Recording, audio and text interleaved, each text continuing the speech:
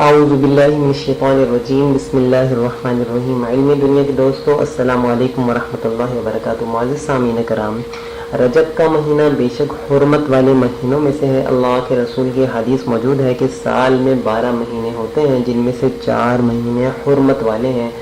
وہ کون کون سے مہینے؟ ذی القعدہ، ذی الحجہ، محرم اور رجب کے بارے میں فرمایا کہ یہ حرمت والے مہینوں میں سے ہے۔ اب رجب کے مہینے میں مختلف قسم کے افعال کیے جاتے ہیں، مختلف قسم کے اعمال کیے جاتے ہیں، جو میں آپ کو بتاتا چلوں۔ جیسے ہی رجب کا مہینہ شروع ہوتا ہے، لوگوں کے درمیان مختلف قسم کے اعمال افعال شروع ہو جاتے ہیں۔ بہت سے لوگ مختلف نمازوں کا اہتمام، جیسے صلاۃ الغائب ہو گئی اور مختلف قسم کے نوافل ہو گئے، اور لوگ مخصوص روزے رکھتے ہیں اس مہینوں میں، جیسے پہلی جمعرات کا روزہ یا پہلے جمعے کا روزہ۔ اسی طریقے سے رجب کی 27 کو جاگا جاتا ہے، لوگ رجب کی 27 تاریخ کو جاگتے ہیں اور پھر اگلے دن روزہ رکھتے ہیں، اور بھی مختلف قسم کے روزے رکھے جاتے ہیں اس مہینے میں، اور مختلف قسم کے فضائل بتائے جاتے ہیں کہ اس ایک دن کا روزہ رکھا جائے تو اتنے ہزار سال کا ثواب ملتا ہے، اور باقاعدہ ایک دوسرے سے شیئر کی جاتے ہیں، مطلب ان کا ثواب ایک دوسرے سے شیئر کیا جاتا ہے۔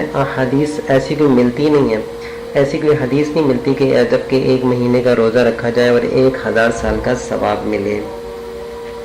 ایسی کوئی واضح صحیح حدیث نہیں ملتی، اور نہ ایسا اہتمام ہوا کہ 15 دن کا روزہ رکھا جائے اور 15ویں کا روزہ رکھا جائے، 27ویں 28ویں کا روزہ رکھا جائے۔ اور لوگ جو ہیں اس روزے میں فضیلت سمجھتے ہیں کہ عمرے کو جایا جائے، اور اسپیشلی عمرے کو جاتے ہیں اس مہینے میں کہ بھئی رجب کا مہینہ آ گیا، عمرہ کر لیا جائے۔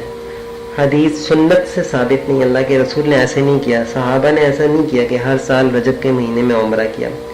ایک اور چیز بہت کثرت سے نظر آتی ہے کہ اس مہینے میں لوگ ایک عید مناتے ہیں، جسے کنڈے کہا جاتا ہے، کنڈے کی عید کہا جاتا ہے۔ لوگ کنڈے کرتے ہیں اور مختلف اپنے دوست احباب کو بلاتے ہیں۔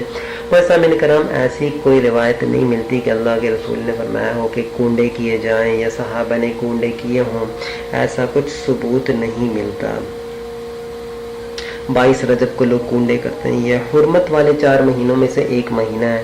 ہاں، حرمت والے مہینوں کا مطلب یہ ہے کہ جنگ قتل قتال نہ کیا جائے، عبادات میں کثرت کی جائے، لیکن عبادات میں کثرت کا مطلب ہے کہ وہ عبادات کی جائیں جو سنت سے ثابت ہوں، جو اللہ کے رسول سے ثابت ہوں، صحابہ سے ثابت ہوں، ان اعمال کو کیا جائے اصل میں۔